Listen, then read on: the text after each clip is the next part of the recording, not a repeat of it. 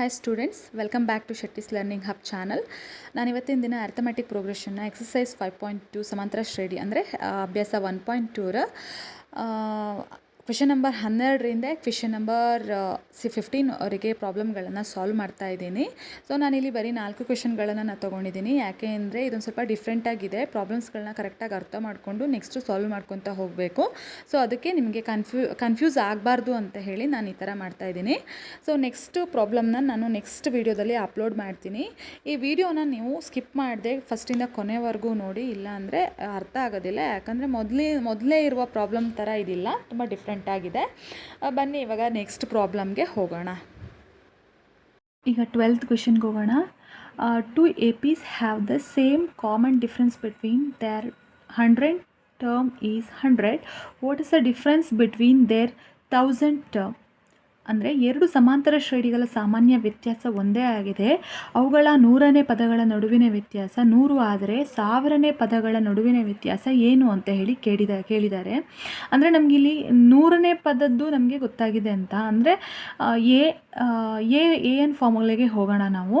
100ನೇ ಪದ ಅಂದರೆ A100 = A1 + 100 - 1. 100 ಅಂದರೆ ಎನ್ ಅಲ್ವಾ, ಸೊ ಅದಕ್ಕೋಸ್ಕರ into D. So A100 = A1 + 100ಅಲ್ಲಿ 1 ಕಳೆದ್ರೆ 99D.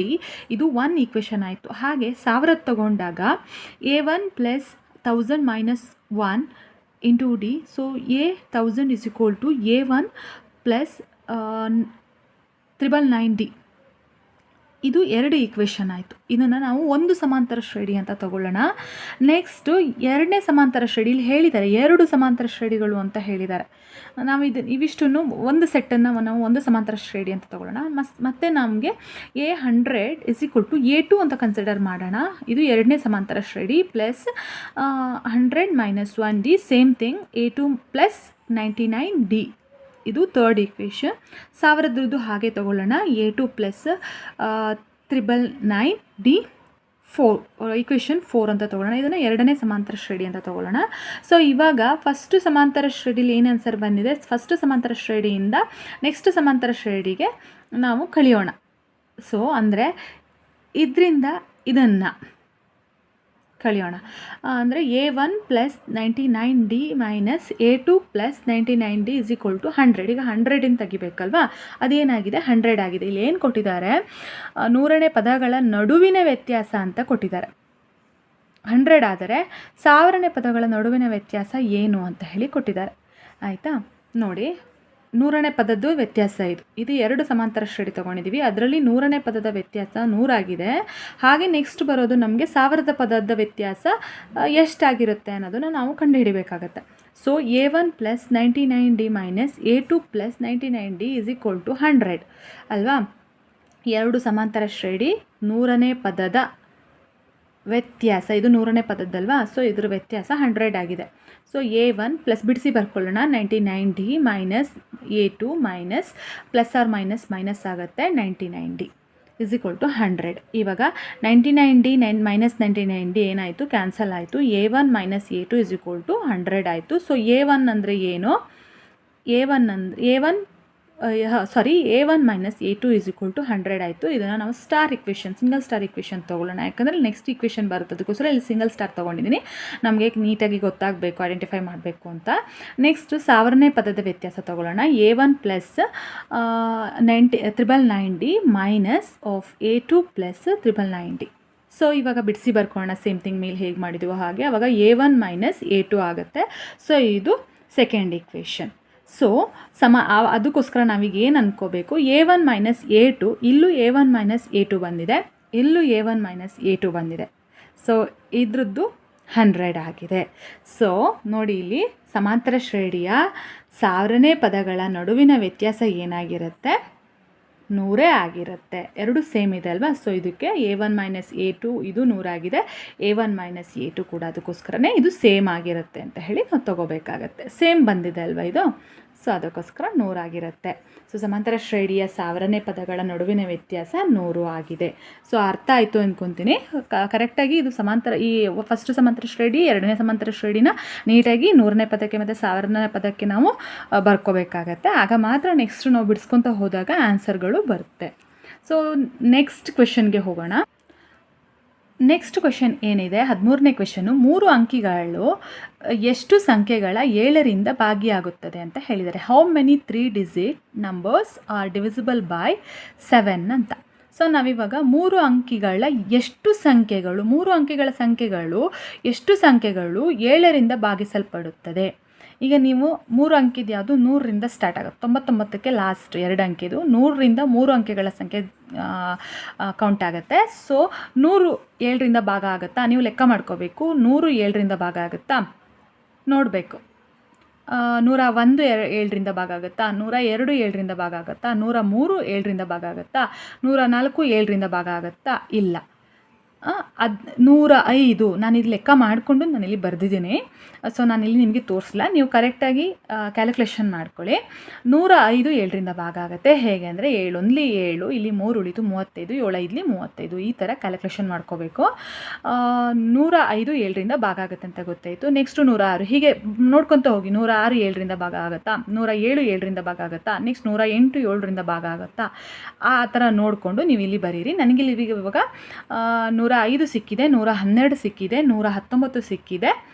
ನೆಕ್ಸ್ಟ್ 3 ಅಂಕೆ ಸಂಖ್ಯೆ ಎಲ್ಲಿಗೆ ಕ್ಲೋಸ್ ಆಗುತ್ತೆ, 994ಕ್ಕೆ ನಮಗೆ ಕ್ಲೋಸ್ ಆಗುತ್ತೆ. 95 7ರಿಂದ ಭಾಗ ಹೋಗಲ್ಲ, 996 ಸಹಿತ 7ರಿಂದ ಭಾಗ ಹೋಗಲ್ಲ, 998 7ರಿಂದ ಭಾಗ ಹೋಗಲ್ಲ, 999 ಕೂಡ ನಮಗೆ 7ರಿಂದ ಭಾಗ ಆಗಲ್ಲ.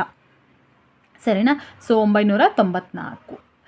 ಈಗ ಇಲ್ಲಿ ಏನು ಕೇಳಿದರೆ 3 ಅಂಕೆಗಳ ಎಷ್ಟು ಸಂಖ್ಯೆಗಳು 7ರಿಂದ ಭಾಗಿಸಲ್ಪಡುತ್ತದೆ ಅಂತಂದರೆ nth ನಾವು ಕಂಡುಹಿಡಬೇಕು. ಇಲ್ಲಿ ಎಷ್ಟು ಸಂಖ್ಯೆ ಅಂತ ಗೊತ್ತಿಲ್ಲ, ನಾವು ಒಟ್ಟು ಬರ್ಕೊಂಡಿದ್ದೀವಿ, ಅಪ್ ಟು ಹಾಕಿ 994 ಅಂತ ಬರ್ಕೊಂಡಿದ್ದೀವಿ ಅಲ್ವಾ. ಸೊ ಇಲ್ಲಿ ಎನ್ ಏನು ಅಂತ ನಮ್ಗೆ ಗೊತ್ತಿಲ್ಲ.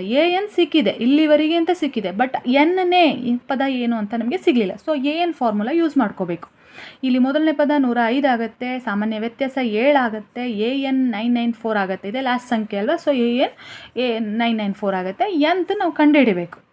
AN = A + n - 1 D, ಈ ಫಾರ್ಮುಲಾ ಯೂಸ್ ಮಾಡಿ.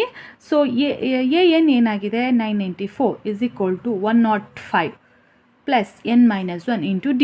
ಸೊ 994 ಮೈನಸ್ ಈ 105 ಇರೋದನ್ನು ನಾವು ಈ ಕಡೆ ತಗೊಂಡಾಗ ಮೈನಸ್ ಆಯಿತು. ಸೊ 105 ಈ ಕಡೆ ಬರುತ್ತೆ, -105 ಬರುತ್ತೆ, = n - 1 × D.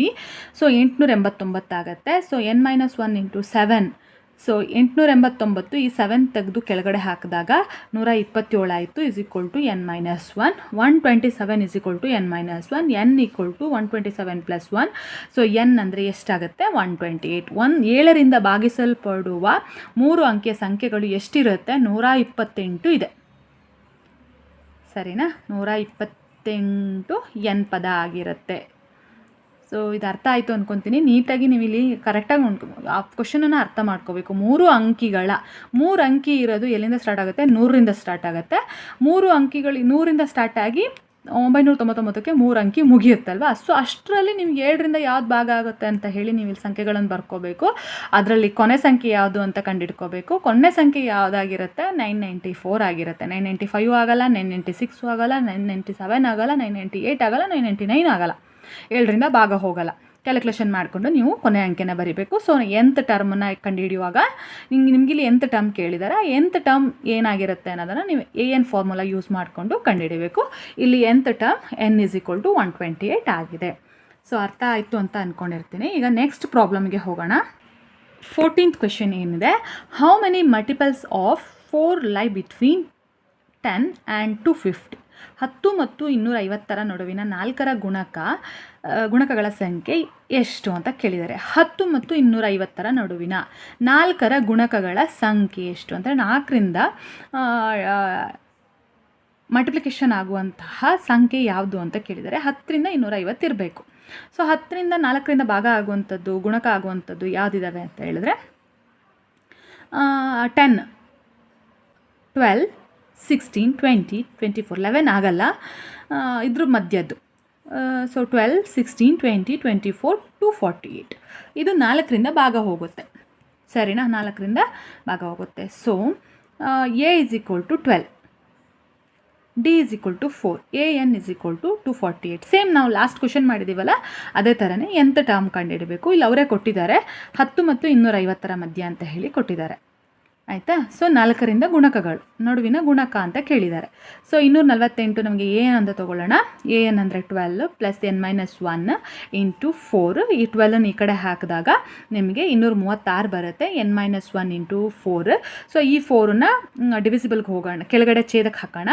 ಸೊ ಆವಾಗ n-1 ಈ ಕಡೆ ಮಾತ್ರ ಉಳಿಯುತ್ತೆ. ಸೊ 59 236 ಡಿವೈಡೆಡ್ ಬೈ 4 ಏನಾಗುತ್ತೆ 59 ಆಗುತ್ತೆ.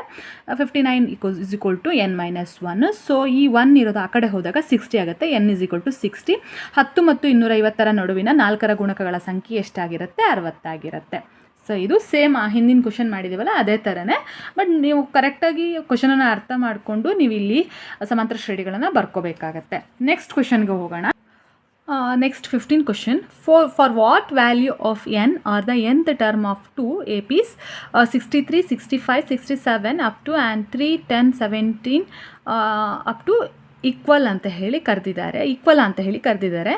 ಸೊ ಎನ್ನ ಯಾವ ಬೆಲೆಗೆ 63, 65, 67 ಮತ್ತು 3, 10, 17 ಈ ಸಮಾಂತರ ಶ್ರೇಣಿಗಳ ಎನ್ನನೇ ಪದಗಳು ಸಮನಾಗಿರುತ್ತೆ ಅಂತ ಕೇಳಿದ್ದಾರೆ. ಸೊ ಇವಾಗ ನಾವು ಬರ್ಕೊಳ್ಳೋಣ. 2 ಸಮಾಂತರ ಶ್ರೇಣಿ ಕೊಟ್ಟಿದ್ದಾರೆ. ಸೊ 63, 65, 67 ಅದಕ್ಕೆ ಎ ಏನಾಗಿರುತ್ತೆ 63 ಆಗಿರುತ್ತೆ, ಡಿ 2 ಆಗಿರುತ್ತೆ. So A n formula use ಮಾಡಿಕೊಂಡು ಕಂಡುಹಿಡಿಯೋಣ. A plus n-1 d a N is equal to 63 plus n-1 into 2 a N is equal to 63 plus 2n-2. So A N is equal to 63ನಲ್ಲಿ 2ನ ಕಳೆದಾಗ 61 ಆಗುತ್ತೆ plus 2n ಆಯಿತು. Next 3, 10, 17 A 3 ಅಂದರೆ A ಅಂದರೆ 3 ಆಗುತ್ತೆ, ಡಿ ಅಂದರೆ 7 ಆಗುತ್ತೆ. A N is equal to A plus n-1 D. So A N ಏನಾಯಿತು 3 ಪ್ಲಸ್ n-1 ಇಂಟು 7 ಆಯಿತು. A N is equal to 3 plus 7n minus 7. So 7n is equal to 4 ಆಯಿತು.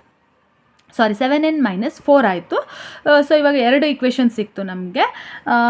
A N ಏನು ಸಿಕ್ತು 61 plus 2n ಆಯಿತು. ಮತ್ತೊಂದು ಏನು ಸಿಕ್ತು ಇನ್ನೊಂದು ಸಮಾಂತರ ಶ್ರೇಣಿದು 7n ಮೈನಸ್ 4 ಆಯಿತು. ಇದನ್ನು ಈಕ್ವಲ್ ಮಾಡೋಣ. So 61 plus 2n is equal to 7n minus 4 ಅಂತ. ಸೊ 61 ಈ ಕಡೆ ತಗೊಂಡಾಗ 61 ಪ್ಲಸ್ 4 ಆಯಿತು 7n minus 2n. So 65 is equal to 5n. n is equal to 65 divided by 5. n is equal to ಏನಾಗುತ್ತೆ 13 ಆಯಿತು. n ಇಸ್ ಈಕ್ವಲ್ ಟು ಏನಾಯಿತು ನಿಮಗೆ ಇವಾಗ ಉತ್ತರ ಏನು ಸಿಕ್ತು 13 ಸಿಕ್ತು. ಸಮಾಂತರ ಶ್ರೇಣಿಗಳ 13ನೇ ಪದವು ಸಮನಾಗಿರುತ್ತದೆ ಅಂತ ಹೇಳಿ ನಾವಿವಾಗ ಕನ್ಕ್ಲೂಷನ್ ತಗೋಬೇಕಾಗತ್ತೆ. ನಾನಿಲ್ಲಿ 15ನೇ ಕ್ವೆಶನ್ ತನಕ ಸಾಲ್ವ್ ಮಾಡಿದ್ದೀನಿ. ನೆಕ್ಸ್ಟ್ 16ರಿಂದ ನೆಕ್ಸ್ಟ್ ವೀಡಿಯೋದಲ್ಲಿ ನಾನು ಅಪ್ಲೋಡ್ ಮಾಡ್ತೀನಿ. ವಿಡಿಯೋನ ಎಲ್ಲೂ ಸ್ಕಿಪ್ ಮಾಡಲಿಕ್ಕೆ ಹೋಗಬೇಡಿ. ಹಾಗೆ ಪ್ರಾಬ್ಲಮ್ನ ನೀವು ಫಸ್ಟಿಂದ ಕರೆಕ್ಟಾಗಿ ನೀಟಾಗಿ ನೋಡ್ಕೊಳ್ಳಿ, ಅರ್ಥ ಮಾಡಿಕೊಂಡು ಪ್ರಾಬ್ಲಮ್ಗಳನ್ನ ಸಾಲ್ವ್ ಮಾಡಿ. ಇಲ್ಲಾಂದರೆ ಅರ್ಥ ಆಗಲ್ಲ, ಯಾಕಂದರೆ ಇದು ಮ್ಯಾಥ್ಸ್. ಒಂದು ಸ್ಟೆಪ್ ನಿಮಗೆ ಮಿಸ್ ಆಯಿತು ಅಂದರೂ ನೆಕ್ಸ್ಟ್ ಬರೋದೆಲ್ಲದೂ ತಪ್ಪೋಗ್ತಾ ಇರುತ್ತೆ. ಹಾಗೆಯೇ ನನ್ನ ಚಾನಲ್ನ ಆದಷ್ಟು ಜನಕ್ಕೆ ಶೇರ್ ಮಾಡಿ. ನಾನು ಪ್ರತಿ ಚಾಪ್ಟರ್ನ ಕೊನೆಯಲ್ಲಿ ಕ್ವೆಶನ್ ಆನ್ಸರ್ ಅಂದರೆ ಓಲ್ಡ್ ಕ್ವೆಶನ್ ಪೇಪರ್ಗಳನ್ನು ನಾನು ಸಾಲ್ವ್ ಮಾಡಲಿಕ್ಕೆ ಟ್ರೈ ಮಾಡ್ತೀನಿ ಬ್ಲೂ ಪ್ರಿಂಟ್ ಪ್ರಕಾರ. ಹಾಗೆಯೇ ನನ್ನ ಚಾನಲನ್ನು ಆದಷ್ಟು ಶೇರ್ ಮಾಡಿ, ಲೈಕ್ ಮಾಡಿ ಮತ್ತು ಸಬ್ಸ್ಕ್ರೈಬ್ ಮಾಡಿ. Thank you.